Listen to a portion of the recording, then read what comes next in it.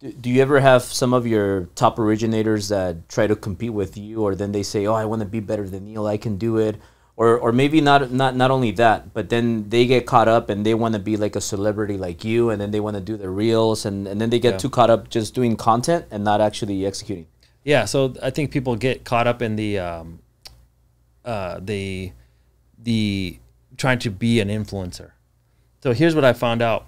Alex Hormozy was just here. Yeah. He spoke at the event and he said, you know what, the audience has changed, and all these people are all these fake influencers. The audience starts to know who's fake, who's real.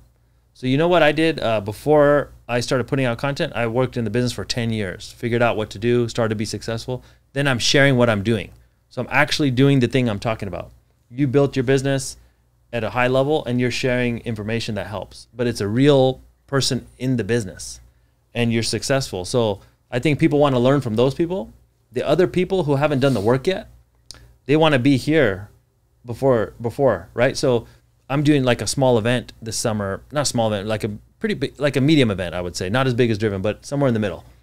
And it's going to be badass. And then afterwards, the LOs are going to say, and the realtors say, hey, Neel, how do you do an event like this? I want to do it. Yeah. Well, they didn't see me with the events I did when nobody showed up. Mm-hmm. You know, the class where you have 5 people, or where you have no, you know, nobody's there, or that where you couldn't even give a good presentation because you suck. So you have to start somewhere and then get there. I think everybody wants to skip the steps and go straight to being an influencer, but they didn't do the work yet. Yeah. So, but I think some of the LOs too, they like the fun part, but they don't want to do the hard part.